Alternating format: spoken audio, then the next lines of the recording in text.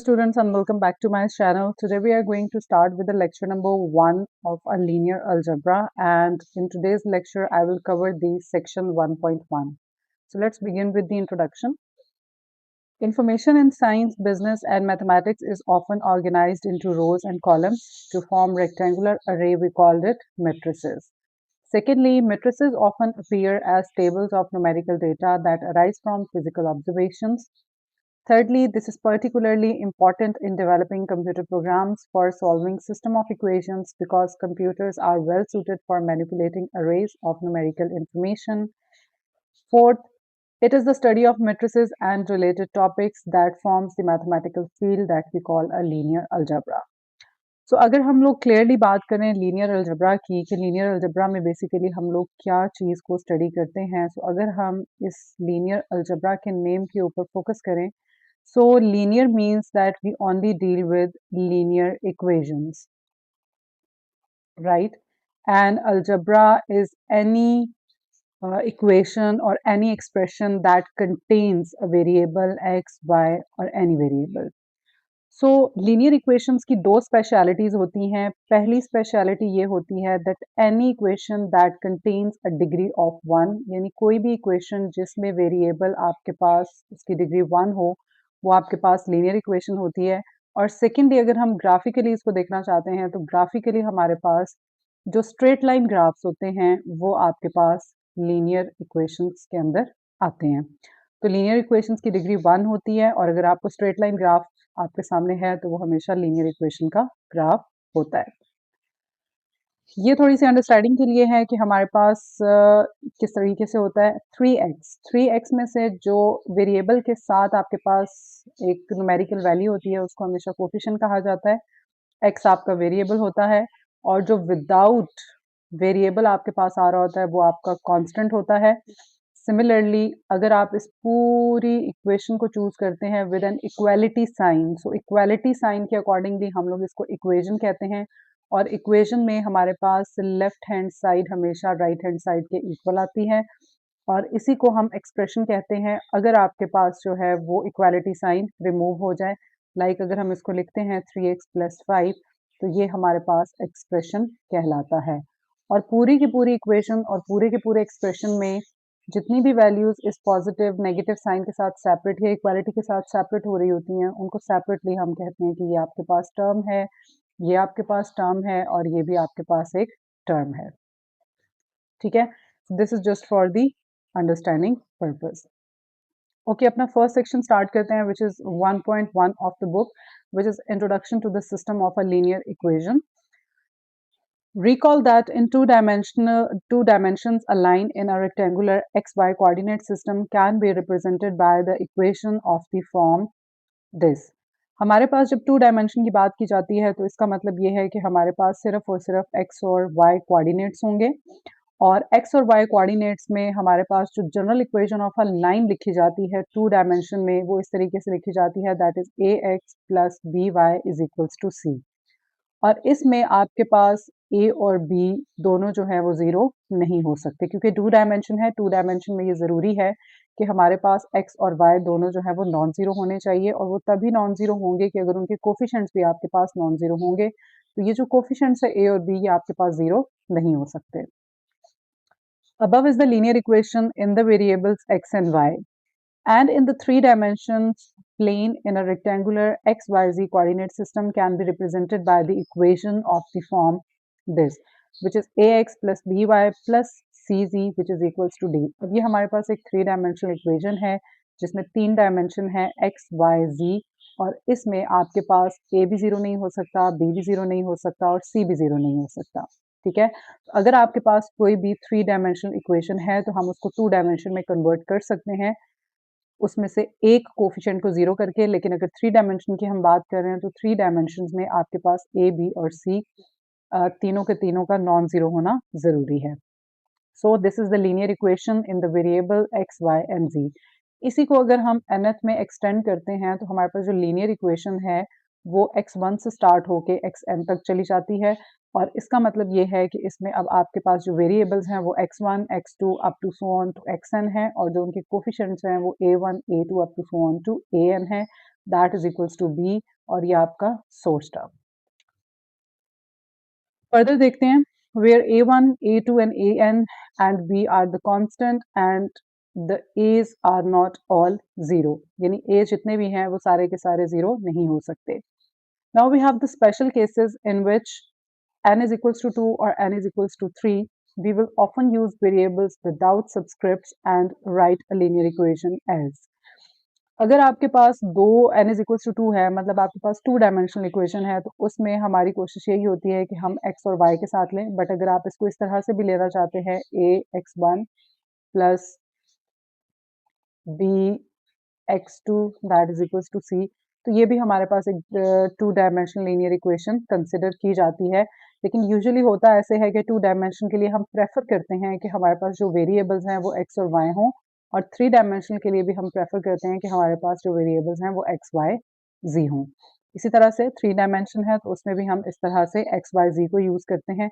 हाँ, अगर तीन से ऊपर हम जा रहे हैं तो फिर हम लोग x1, x2, x3, x4 और x5 इस तरह से हम उसको लेके चलते हैं। Now in the special case where b is equals to 0, n variable equation has the form this. अब हमारे पास टू टाइप्स ऑफ इक्वेशन होती हैं। फर्स्ट हम कहते हैं homogeneous linear equation and the other one is a non homogeneous linear equation.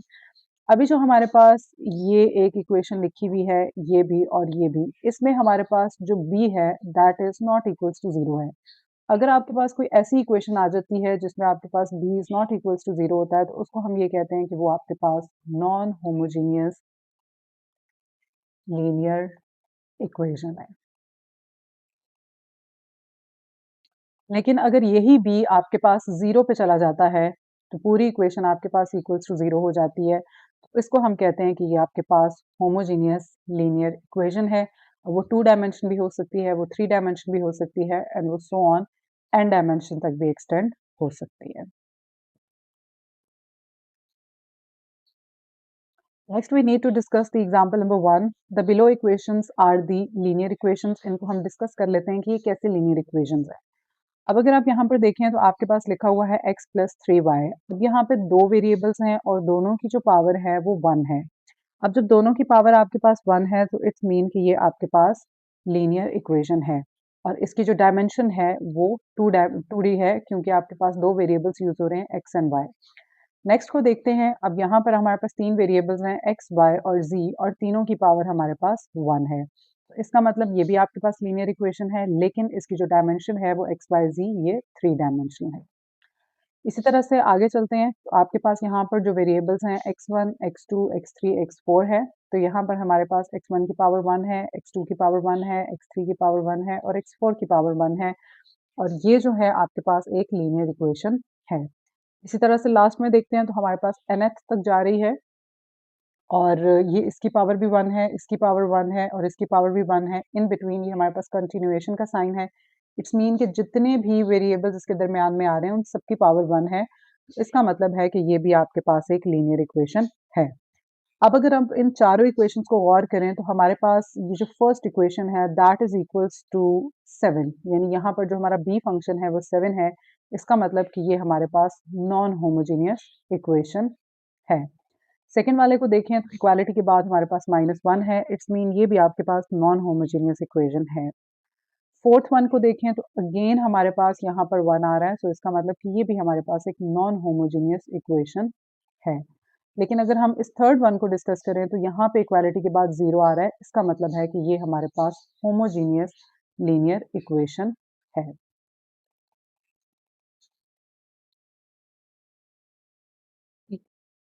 तो हम लोग ये चीज़ डिस्कस करते हैं कि ऐसी कौन-सी इक्वेशंस होती हैं जिसको देख के ये पता चलता है कि आपके पास ये नॉन लीनियर इक्वेशन है। ओके, फर्स्ट केस को डिस्कस करते हैं। हमारे पास x की पावर 1 है और दूसरा वेरिएबल y है और उसकी पावर 2 है। तो 2 होने की वजह से ये ऑटोमेटिकली हमारे पास नॉन लीनियर इक्वेशन कंसिडर होती है। यहाँ पर अगर आप देखें x की पावर 1 है, y की पावर 1 है, x और y दो वेरिएबल्स हैं और इन दोनों की पावर्स 1 है। अब यहाँ तक तो बात चलें समझ में आती है कि x, y की जो है वो 1 है, लेकिन ये जो हमारे पास थर्ड टर्म है इसमें हमारे पास 2 वेरिएबल जो हैं वो आपस में मल्टीप्लाई हो रहे हैं। तो जब इस तरह का केस होता है कि जिसमें आपके पास 2 वेरिएबल्स आपस में मल्टीप्लाई हो रहे होते हैं, तो वो आपके पास नॉन लीनियरिटी का केस बनाता है। तो इस वजह से हमारे पास ये इक्वेशन भी नॉन लीनियर है। बेशक उनकी पावर 1 हो, लेकिन अगर वो आपस में मल्टीप्लाई हो रहे हैं 2 या 2 से ज़्यादा, तो वो हमारे पास नॉन लीनियरिटी का केस होता है। अब यहाँ पर अगर आप देखें तो हमारे पास साइन है और साइन के एंगल में एक्स है और एक्स की पावर 1 है और वाई की पावर भी 1 है। लेकिन हमारे पास जो साइन होता है उसका ग्राफ हमारे पास हमेशा एक साइन वेव्स क्रिएट करता है। इस वजह से ट्रिग्नोमेट्रिक फंक्शन होने की वजह से ये भी आपके पास एक नॉन लीनियर इक्वेशन है। इसको अगर आप देखें तो हमारे पास x की पावर 1 है, x2 की और x3 की, लेकिन x1 जो है इसके ऊपर अंडर रूट आ रहा है, ठीक है? तो x1 अगर हम अंडर रूट को रिजॉल्व करने की कोशिश करें तो ये 1/2 बनता है। तो हमने अभी ये पढ़ा कि लीनियर इक्वेशन हमारे पास ऐसी इक्वेशन होती है जिसमें वेरिएबल की पावर एग्जैक्टली 1 होनी चाहिए। तो यहाँ पे जो वेरिएबल है उसकी पावर 1/2 है, तो ये हमारे पास अगेन नॉन लीनियरिटी का केस बनता है, ये हमारे पास लीनियर इक्वेशन नहीं है। तो this equation is also known as nonlinear equation.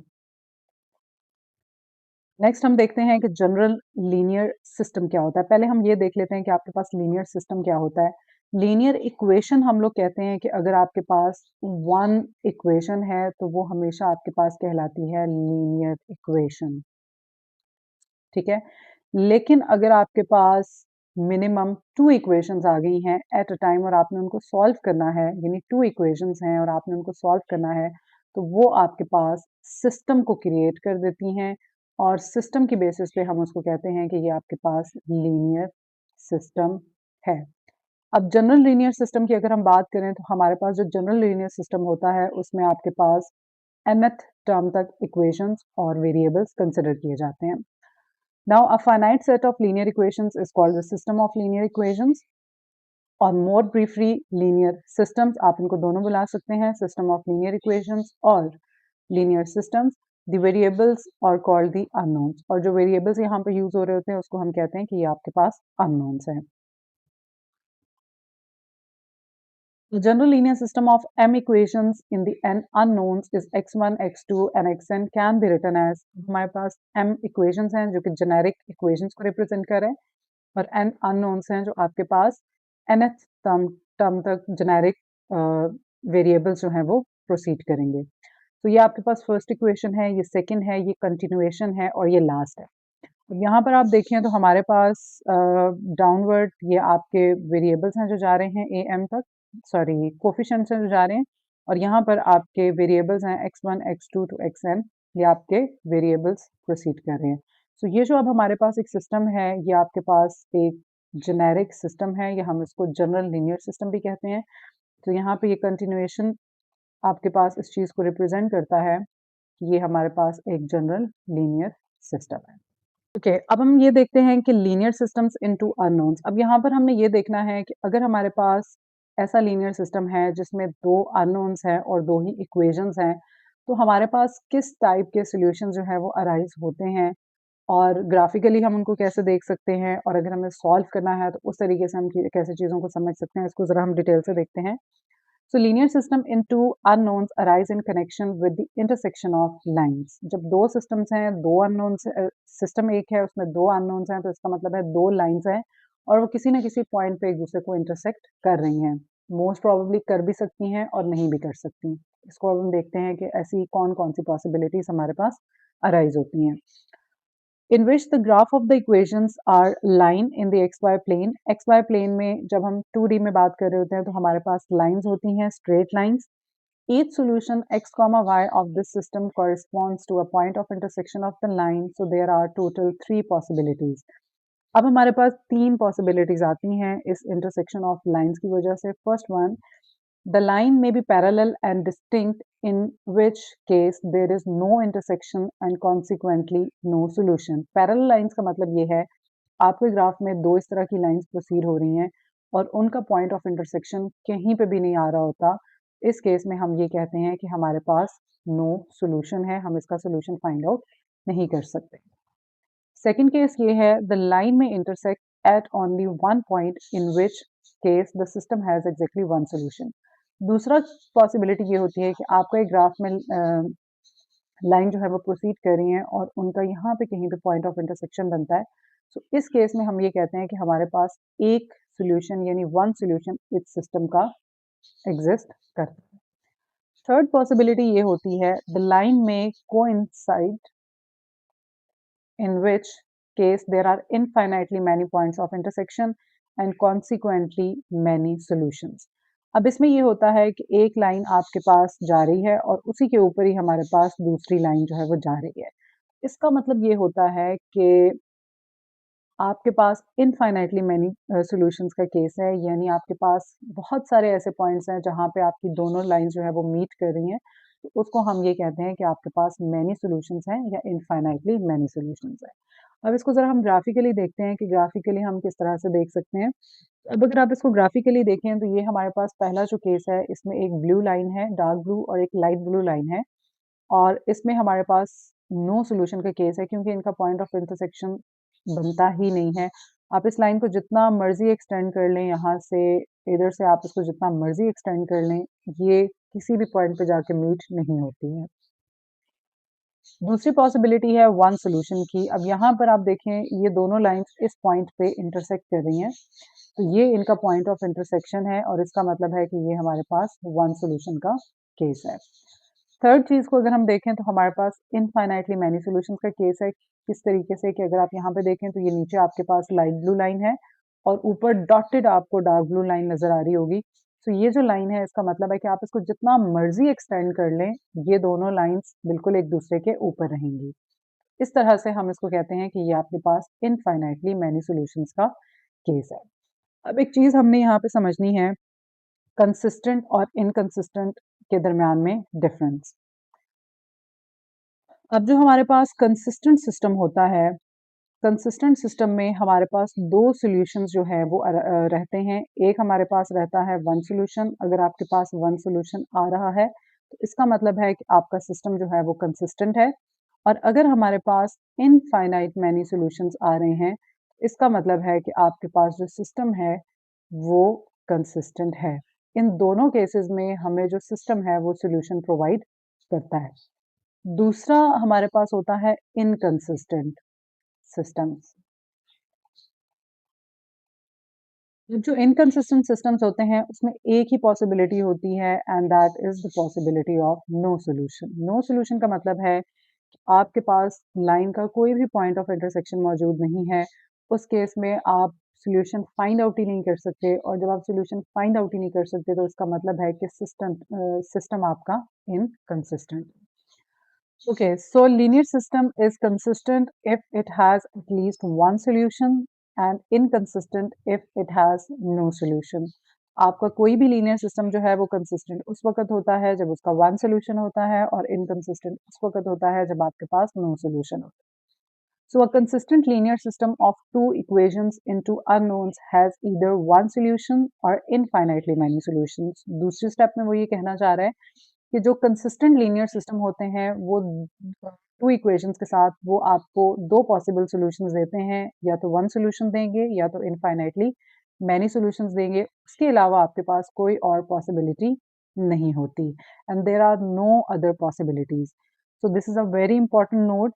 The same is true for the linear system for the three equations in three unknowns. अब ये जो तीन टाइप्स ऑफ सॉल्यूशंस हमने डिस्कस किए हैं, इसकी एक्सटेंशन आपकी three equations with three unknowns पे भी अप्लाई होती है और उससे हायर ऑर्डर्स जहां तक आप उसको लेके जाना चाहते हैं उन सब पे हमारे पास अप्लाई होती है।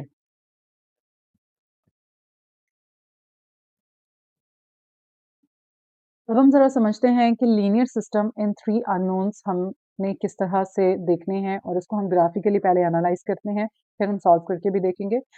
So consider a linear system of three equations in three unknowns. ये हमारे पास तीन इक्वेशंस हैं और तीन अननोन्स हैं। Three equation, this is my first equation, this is second, this is third, this is X Y Z, जो कि हमारे पास थ्री अननोन्स हैं।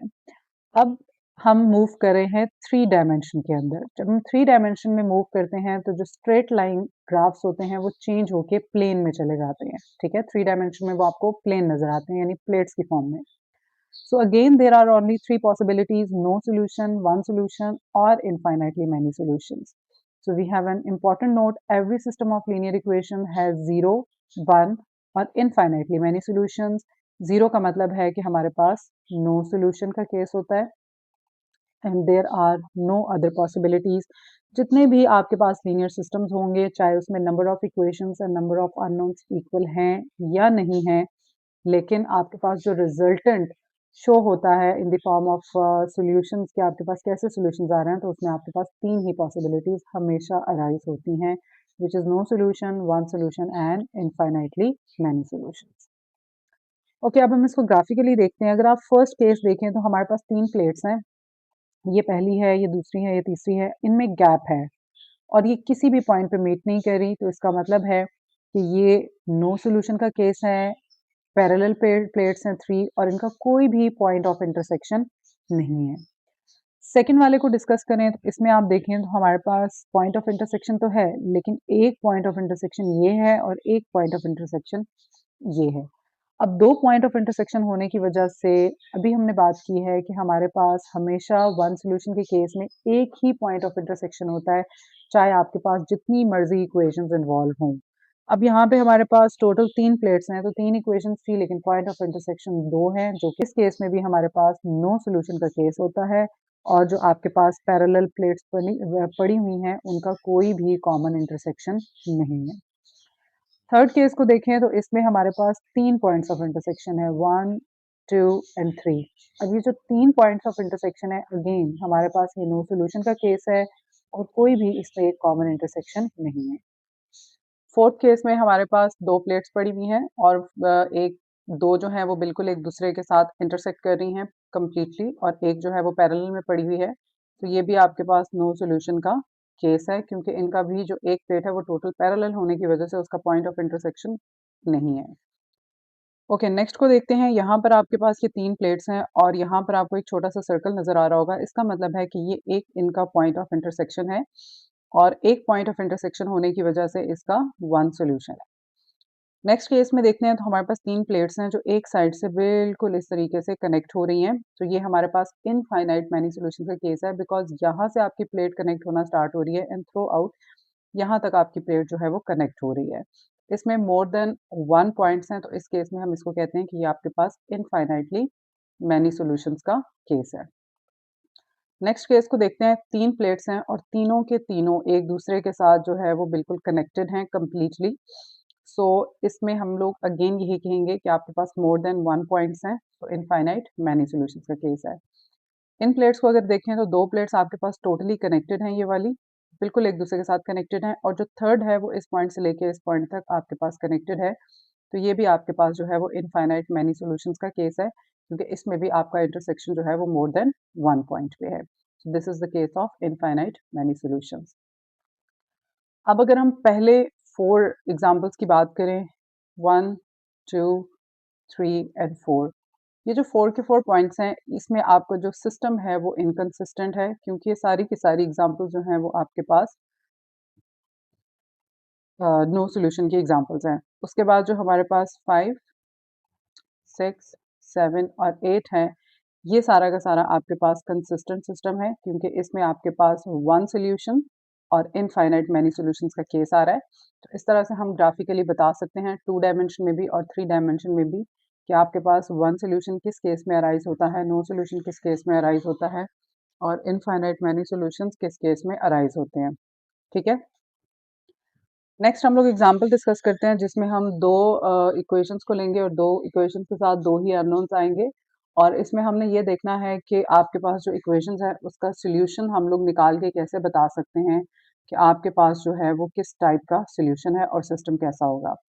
अब हमारे पास यहाँ पे दो इक्वेशंस हैं और दो अननोन्स हैं। इसको सॉल्व करने का जो सिंपलेस्ट तरीका है वो ये है कि हम इसको साइमल्टेनियसली सॉल्व करते हैं। साइमल्टेनियसली सॉल्व करने का मतलब ये होता है कि हमारे पास जो वेरिएबल्स हैं उनमें से एक वेरिएबल का सेम होना ज़रूरी होता है, मीन्स कि उसके कोफिशिएंट का सेम होना ज़रूरी होता है, ताकि हम उसको कैंसल आउट करके एक वेरिएबल की वैल्यू फाइंड आउट कर सकें और फिर दूसरे वेरिएबल में पुट करके दूसरे की फाइंड आउट कर सकें। इसमें अगर हम देखें तो हमारे पास जो y है वो सेम है यहाँ पर भी और दोनों के साइंस भी ऑपोजिट हैं।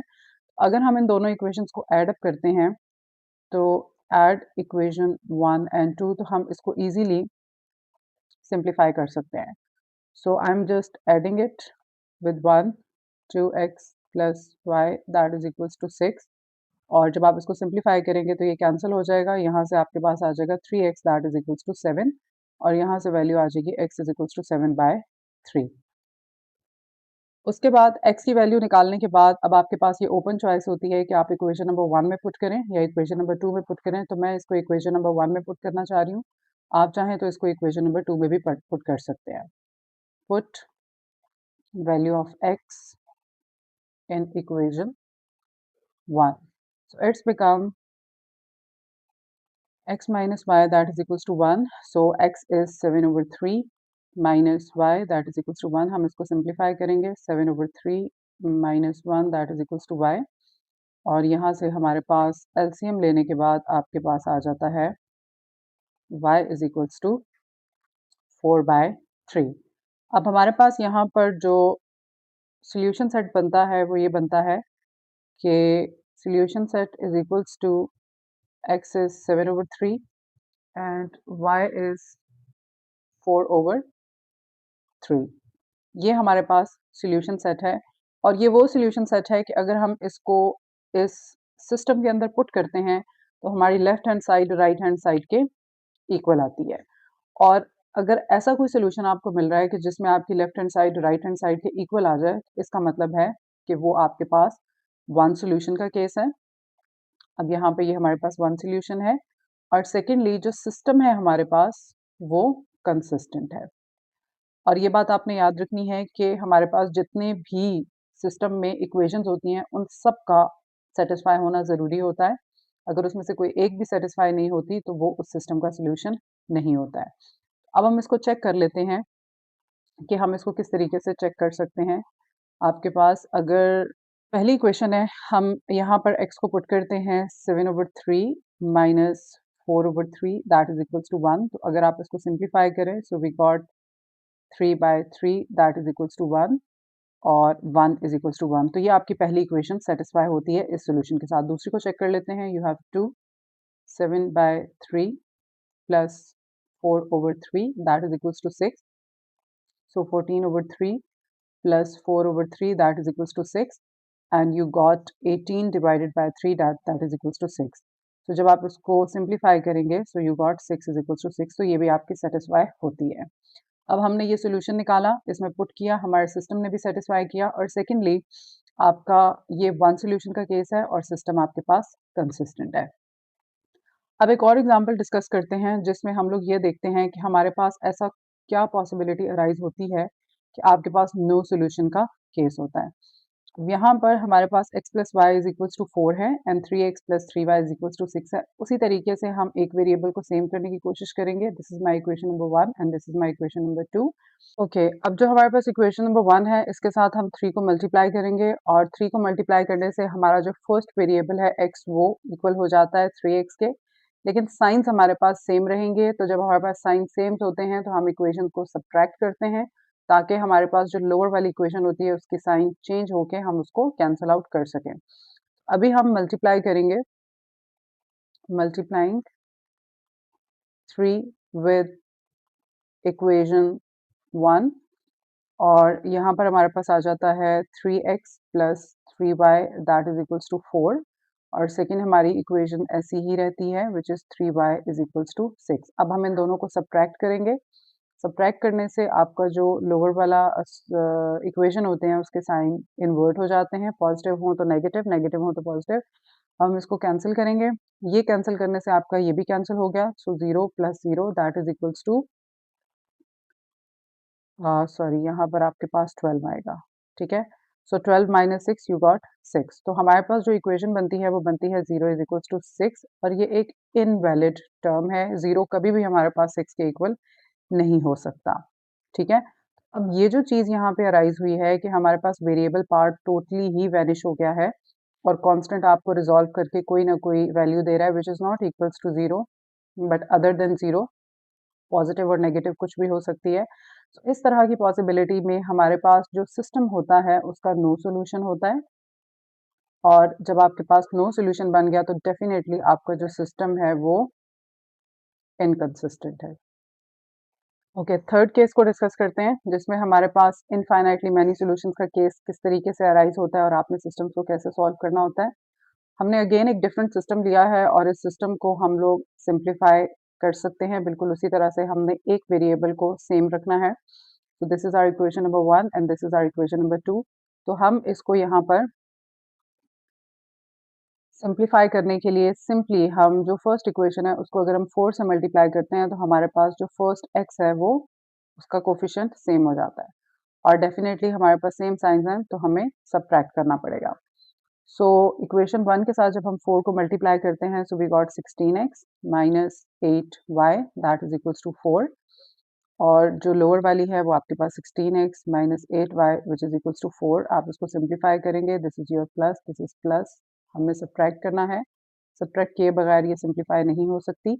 तो ये भी आपका कैंसिल होता है, ये भी कैंसिल होता है और ये भी कैंसिल हो जाता है। तो ये आपके पास 0 इज इक्वल्स टू 0 फॉर्म बन जाती है which is a valid form. ठीक है, अब जब इस तरह की पॉसिबिलिटी हमारे पास अराइज हो रही है तो इसका मतलब ये है कि हमारे पास इनफाइनाइटली मैनी सॉल्यूशंस का केस है और जब इनफाइनाइटली मैनी सॉल्यूशंस है मतलब हमारे पास सॉल्यूशन निकल सकते हैं तो आपके पास ये सिस्टम जो है वो कंसिस्टेंट सिस्टम। ओके, अब इसके बाद जब हमें ये बताया जा रहा है कि ये आपके पास सिस्टम भी कंसिस्टेंट है, इनफाइनाइट मैनी सॉल्यूशंस भी दे रहा है, अब हमने इसके सॉल्यूशंस किस तरह से इवैल्यूएट करने हैं, इसका थोड़ा-सा प्रोसीजर डिफरेंट है। अब इसमें हम क्या करेंगे कि हमारे पास ये जो 2 इक्वेशंस गिवन हैं, इनमें से कोई सी भी एक इक्वेशन आप अपनी मर्ज़ी की चूज़ कर सकते हैं। मैं यहाँ पे इक्वेशन नंबर 1 चूज़ करने जा रही हूँ और इक्वेशन नंबर 1 के साथ मैं इस तरीके से इसको मूव करूँगी कि आपके पास मेरे पास 2 वेरिएबल्स हैं और इन दोनों वेरिएबल्स में से एक वेरिएबल को मुझे डिपेंडेंट में कन्वर्ट करना है और एक को इंडिपेंडेंट में कन्वर्ट करना है। अब यहाँ पे हमारे पास 2 ही वेरिएबल्स हैं तो ये मेरी चॉइस है, मैं x को भी डिपेंडेंट रख सकती हूँ और y को भी डिपेंडेंट रख सकती हूँ। तो अब यहाँ पर मैं अपनी चॉइस के मुताबिक x को डिपेंडेंट में शिफ्ट करूँगी और y को इंडिपेंडेंट में शिफ्ट करूँगी। आप चाहें तो y को डिपेंडेंट और x को इंडिपेंडेंट भी रख सकते हैं, ठीक है? अब उसके अकॉर्डिंगली मुझे x को सेपरेट कर लेना है इस पूरी इक्वेशन से। सो यहाँ पे मेरे पास 4x आता है which is equals to 1 plus 2y। पहले मैंने 2y को शिफ्ट किया और फिर 4 को जो x का कोफिशिएंट है उसको मैंने शिफ्ट करना है, ठीक है? इसको मैं थोड़ा-सा सिंप्लीफाई करूँगी। It's become 1/4 plus 2 divided by 4 and y। थोड़ा-सा और हम इसको सिंप्लीफाई करते हैं, so it's become 1/4 plus 1/2 y। ये अब मेरे पास एक इक्वेशन कन्वर्ट हो गई जिसमें हमारे पास x जो है वो डिपेंडेंट है और y जो है वो इंडिपेंडेंट है। अब इसके बाद जब हम इस तरह से कन्वर्जन्स कर लेते हैं तो हमने जो ये इक्वेशन का इंडिपेंडेंट वेरिएबल होता है उसको हमने बेसिकली हम इसको इंडिपेंडेंट वेरिएबल भी कहते हैं, आर्बिट्रेरी भी कहते हैं और एक फ्री वेरिएबल भी कहते हैं, सिंपल। सो हमारे पास ये जो फ्री वेरिएबल होता है, जो इंडिपेंडेंट वेरिएबल होता है, इसको हमने एक पैरामीटर असाइन करना होता है और पैरामीटर का मतलब ये होता है कि उसको हम कोई भी आर्बिट्रेरी वैल्यू असाइन करके अपना सॉल्यूशन निकाल सकते हैं। तो अब हम यहाँ पे लेट कर लेते हैं कि हमारे पास y जो है वो t है। अगर आपके पास एक इंडिपेंडेंट वेरिएबल है तो आप एक पैरामीटर असाइन करेंगे, 2 हैं तो फिर आप 2 जितने भी आपके पास इंडिपेंडेंट वेरिएबल्स हैं उतने ही पैरामीटर्स हम असाइन करते हैं। अब इस केस में 1 है तो हम 1 ही असाइन करेंगे। तो जब y को हमने t पुट किया है तो जो आपकी इक्वेशन x है वो कन्वर्ट हो जाएगी 1/4 प्लस 1/2 t में। अब ये हमारी पैरामीट्रिक इक्वेशंस बन गई हैं। इन पैरामीट्रिक इक्वेशंस को मैं ज़रा सीक्वेंस से एडजस्ट करके लिखूँगी। पैरामीट्रिक इक्वेशंस, तो ये आपके पास बन जाता है x is equals to 1/4 plus 1/2 t और y आपके पास है t। ये हमारे पास अब पैरामीट्रिक इक्वेशंस हैं। अब हम t पैरामीटर को अपनी मर्जी से जो वैल्यू असाइन करेंगे उसके अकॉर्डिंगली हमें ये सिस्टम एक सोल्यूशन निकाल के देगा। फॉर एग्जांपल हम लेट कर लेते हैं कि हमारे पास जो t है वो 0 है। ये आप अपनी मर्ज़ी से रख सकते हैं, कोई भी पॉज़िटिव वैल्यू, कोई भी नेगेटिव वैल्यू, कोई भी फ्रैक्शनल वैल्यू, कोई भी डेसिमल वैल्यू, जो आपकी अपनी चॉइस है उसके अकॉर्डिंग आप लोग पुट कर सकते हैं। तो t को मैंने 0 सब्स्टिट्यूट करना है तो मेरे पास x जो है वो कन्वर्ट हो जाएगा 1/4 plus 1/2 0 that is equals to 1/4 और y जो है वो मेरे पास कन्वर्ट हो जाएगा 0 में, तो मेरा जो सोल्यूशन सेट बनता है इसके अकॉर्डिंगली वो बनता है 1/4 कॉमा 0। इसी तरीके से अगर आपके पास हम पैरामीटर को चेंज करना चाहें, अब मैं इसको पैरामीटर को चेंज करके t को 1 पुट कर रही हूँ, x मेरे पास हो जाएगा 1/4 plus 1/2 1 that is equals to 1/4 plus 2 that is equals to 3/4 और y जो है वो मेरे पास आ जाएगा 1, तो मेरे पास जो सोल्यूशन सेट आता है वो बनता है 3/4 कॉमा 1। अब आप इस सॉल्यूशन सेट को अगर सिस्टम में पुट करते हैं तो भी आपका सिस्टम सेटिस्फाई होगा अगर आपने कैलकुलेशंस ठीक की हैं तो, और अगर इसको आप सिस्टम में पुट करते हैं तो भी आपका सिस्टम जो है वो सेटिस्फाई होगा। इसलिए हम इसको इनफाइनाइट मैनी सॉल्यूशंस कहते हैं क्योंकि इसमें हमारे पास पैरामीट्रिक इक्वेशंस बनती हैं, पैरामीटर्स इन्वॉल्व होते हैं, पैरामीटर्स एक आर्बिट्रेरी आप इसको वैल्यू असाइन कर सकते हैं और जब आप आर्बिट्रेरी वैल्यू असाइन करते हैं तो वो आप अपनी मर्जी से चेंज कर सकते हैं। उस चेंजिंग से जो हमारे पास सॉल्यूशंस आते हैं वो हमारे पास इनफाइनाइट मैनी सॉल्यूशंस कहलाते हैं। तो ये 3 डिफरेंट पॉसिबिलिटीज अराइज होती हैं और इस तरह से हम 2 इक्वेशंस विद 2 अननोन्स के साथ हम 3 सॉल्यूशंस जो है वो फाइंड आउट कर सकते हैं। ओके, सो ये मैंने आपको इक्वेशन बना के बता दी। इसमें हमारे पास y जो था वो इंडिपेंडेंट था और x हमारे पास डिपेंडेंट था। उसके बाद मैंने पैरामीटर्स असाइन किए, वो मैंने इक्वेशन यहाँ पे लिखी नहीं है, मैंने आपको एक्सप्लेन कर दिया है। तो t को 0 पुट करने से मेरे पास जो सॉल्यूशन आ रहा है वो 1/4 और 0 आ रहा है, जो मैंने आपको निकाल के दिखाया है। t is equals to 1 put करने से 3/4 कॉमा 1 आ रहा है, ये भी मैंने फाइंड आउट करके बताया है। t -1 पुट करने से हमारे पास -1/4 एंड -1 आता है। तो ये 3 सॉल्यूशंस मैंने निकाले हैं। तो इसी तरह से आप डिफरेंट सॉल्यूशंस के लिए इसको फाइंड आउट कर सकते हैं। इसके बाद हम देखते हैं कि ऑगमेंटेड मैट्रिक्स किस तरह से क्रिएट किया जाता है और ऑगमेंटेड मैट्रिक्स क्यों क्रिएट करते हैं। जब हमारे पास 2 इंटू 2 का सिस्टम होता है तो 2 इंटू 2 मतलब 2 इक्वेशंस एंड 2 अननोन्स, तो हमारे पास कॉम्प्लेक्सिटी इतनी नहीं होती इक्वेशंस की। लेकिन जब हमारे पास इक्वेशंस और अननोन्स इंक्रीज होने लगते हैं तो हमारे पास सिस्टम की कॉम्प्लेक्सिटी भी बढ़ना स्टार्ट हो जाती है। उसके लिए फिर हमें न्यू मेथड्स को अप्रोच करना पड़ता है, उसके लिए हमें ऑगमेंटेड मैट्रिक्स को सीखना ज़रूरी है। तो हम इसको देख लेते हैं। As the number of equations and unknowns in the linear system increases, so does the complexity of the algebra involved in finding solutions is also increases. So the required computations can be made more manageable by simplifying notation and standardizing the procedures. For example, this is the general system, और जो एक हमारे पास general system होता है उसमें से हमारे पास हम उस सिस्टम को ब्रेक कर सकते हैं A X is equal to B की फॉर्म में। ए कहलाता है आपके पास कोफिशिएंट मैट्रिक्स, एक्स कहलाता है आपके पास कांस्टेंट वेरिएबल मैट्रिक्स और बी कहलाता है आपके पास कांस्टेंट मैट्रिक्स। अब अगर आपने इसको सेपरेट करना है तो हमारे पास जितने भी कोफिशिएंट्स हैं, ये वाला कोफिशिएंट, ये कोफिशिएंट, ये coefficient, this one, this one, this one, this one, this one and this one, इसको हम लोग एक सेपरेट मैट्रिक्स में इनक्लोज करते हैं। उसके बाद जितने हमारे पास ये अननोन वैल्यूज इन्वॉल्व हो रही होती हैं, ये आपकी सेपरेट मैट्रिक्स में चली जाती हैं जिसको हम एक्स कहते हैं, और इक्वालिटी के बाद ये जो टर्म्स इन्वॉल्व हो रही होती है ये सेपरेट मैट्रिक्स में चली जाती हैं जिसको हम बी या कांस्टेंट मैट्रिक्स कहते हैं। अब ऑगमेंटेड मैट्रिक्स को क्रिएट किस तरह से किया जाता है। सबसे पहले आपके पास जो ए मैट्रिक्स आता है this is your A matrix, और जो बी मैट्रिक्स, इन दोनों को आपने कंबाइन करके लिखना होता है। कंबाइन इन अ सेंस कि सबसे पहले जितना भी आपके पास एक ए मैट्रिक्स है वो आ जाएगा, यहाँ पर आप स्ट्रेट लाइन लगाते हैं या आप एक डॉटेड लाइन लगाते हैं और उसके बाद आप एक कॉलम ऐड करते हैं जो कि आपके पास कांस्टेंट मैट्रिक्स का होता है। इस तरह से आप ऑगमेंटेड मैट्रिक्स को क्रिएट करते हैं, इट्स सो सिंपल।